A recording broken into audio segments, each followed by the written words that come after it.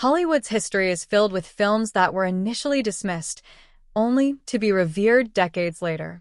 Among them is Bringing Up Baby, 1938, a screwball comedy that flopped at the box office, but eventually became one of the genre's most beloved films.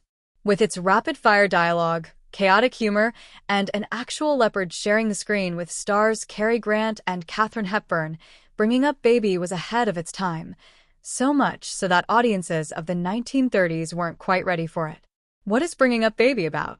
Directed by Howard Hawks, Bringing Up Baby follows paleontologist David Huxley, Cary Grant, a reserved and meticulous man on the verge of completing his biggest scientific achievement.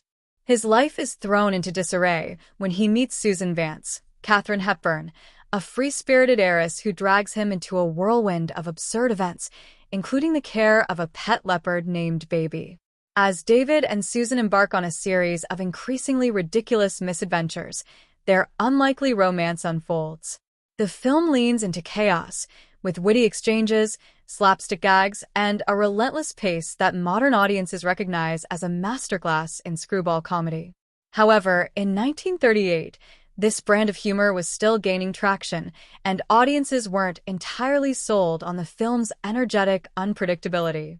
A groundbreaking production with a real leopard. One of the most remarkable aspects of Bringing Up Baby was its use of a real, live leopard for most of the film scenes. In an era long before CGI, practical effects and real animal performances were the norm, and Bringing Up Baby pushed the boundaries of what could be achieved on screen. The leopard, named Nisa, was trained by renowned Hollywood animal trainer Olga Celeste, known as the Leopard Lady.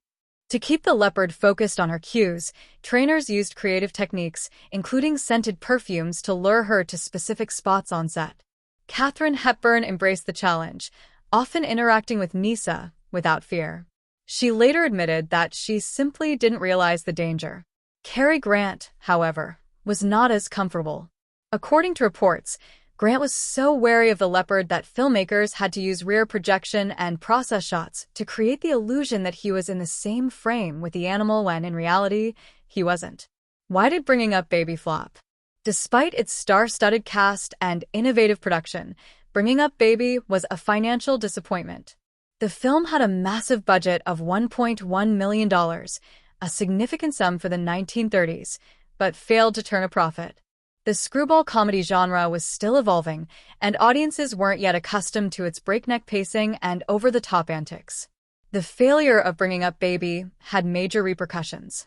Director Howard Hawks was let go from his contract with RKO Pictures, and Katharine Hepburn was labeled box office poison, a term used to describe actors whose films were underperforming financially. However, time would prove Bringing Up Baby to be far from a failure. A cult classic and lasting legacy.